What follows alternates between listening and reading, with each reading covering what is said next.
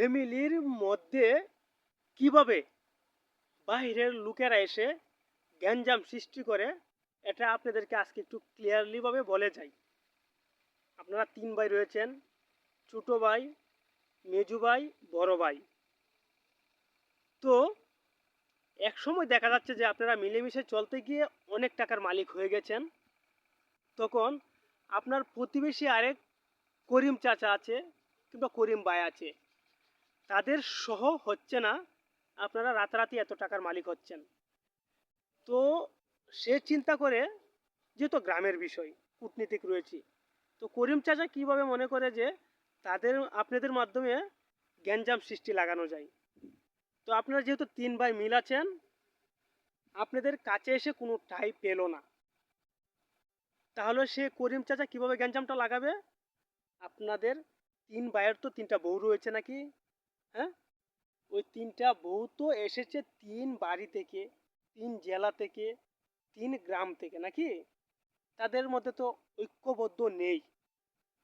আর আপনারা 3 ভাই তো এক মার ঘরের সন্তান, রক্তের সম্পর্ক। আর বউগুলা রক্তের সম্পর্ক নয়। তো ওই করিম চাচার বউকে বলে যে, আপনার ছোট ভাইয়ের বউকে বলার জন্যে যে, তোমার দেবরে, বড় দেবরে তো অন্য এক জায়গায় 1 লাখ টাকা ইনভেস্ট করেছে ব্যবসার জন্যে, তোমাদের যৌথ ফ্যামিলি থেকেই। তারপরে বলে যে আরেক জায়গায় সে দেখলাম একটা বাড়ি কিনেছে 2 লাখ টাকা দিয়ে। তো তোমরা যৌথভাবে একত্রে থাকাকালীন সে যে এভাবে ফ্যামিলি থেকে টাকাগুলো নিচ্ছে, তোমরা তো এটা জানো না। তোমার স্বামী যেভাবে হাড় ভেঙে পরিশ্রম করে, তো তোমার দেবরও তো সেটুকুই পরিশ্রম করে, সে তো আরো কম করে, যেহেতু সে সবার বড়, সে শুধু গাইডলাইন দিয়ে থাকে। আর তোমার স্বামী গাধার মতো দিনরাত পরিশ্রম করে, আবার ভবিষ্যতে পরিশ্রম করেই যাবে, যেহেতু গাধারা কখনো নিজের স্বার্থটুকু বুঝে না। তখন ওই ছোট বউ তো ফায়ার।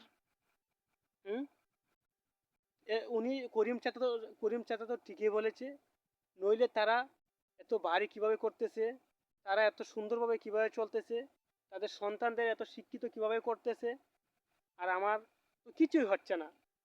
তখন ওই বউ কি করে, তার স্বামীর সাথে প্রতিনিয়ত এগুলা বিষয়ে ঝগড়া লেগেই থাকে। স্বামী খেতে আসলেও চিল্লাচিল্লি, স্বামী কামে গেলেও চিল্লাচিল্লি।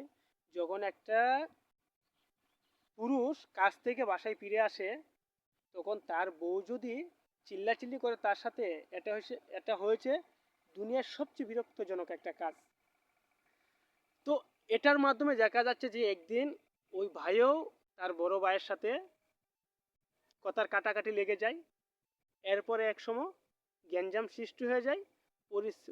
পরবর্তীতে দেখা যায় যৌথ ফ্যামিলি আলাদা হয়ে যায়, শুধু কাদের জন্য? ওই স্ত্রীদের জন্যে।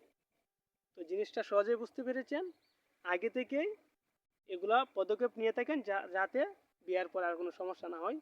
কথাগুলো যদি একটু উপকৃত হয়ে থাকেন, তাহলে ভিডিওটা শেয়ার করে অন্য ভাইদেরকে দেখার সুযোগ করে দিবেন।